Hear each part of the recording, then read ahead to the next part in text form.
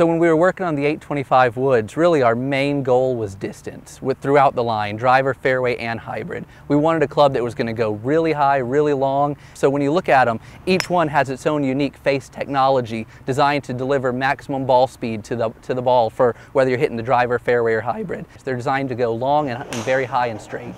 So when you look at the fairway and the hybrid and compare them to the driver, the same design philosophy was in it, in that we wanted as much ball speed as possible, but we did it in a different way. With the fairway and the hybrid, we actually used a miraging steel face, which is a very high strength steel, delivers maximum COR for a very small surface area, because fairway and hybrid both have small faces.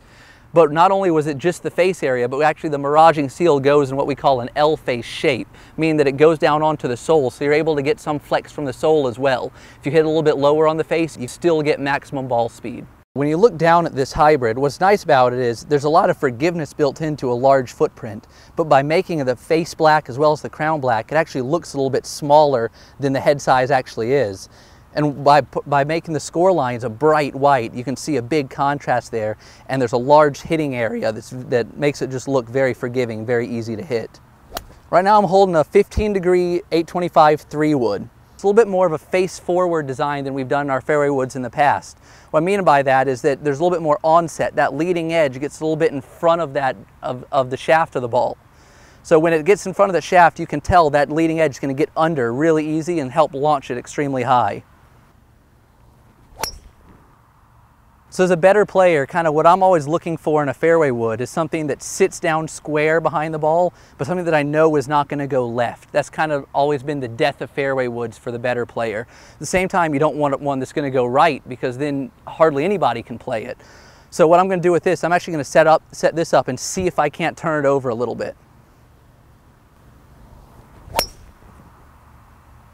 And that's kind of one of the benefits of this larger footprint, is even though I tried to turn that over, I felt my hands roll as I'm making a hook swing. The club still just wanted to go straight. You could feel the head almost controlling through the ball.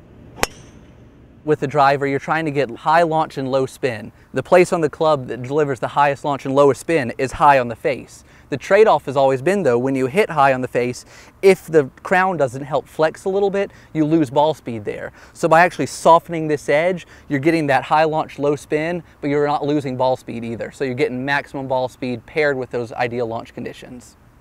Right now I'm holding a 10.5 of the 825 driver, and the first thing you notice, there's a ton of loft behind the ball. You can see a lot of face. This looks like a club that's going to be really easy to hit. I mean, the sound of it is very powerful, and that's an extremely high ball flight. It's a 10.5 and it launched it high, but the spin wasn't too much. You could tell it was still a powerful ball flight that actually wanted to fall down and fall normal instead of balloon up. So this is something that's a very low spin head paired with plenty of loft, which is a great combination to get you that high launch, low spin. My name's Voshall, and I'm part of Mizuno's golf club engineering team.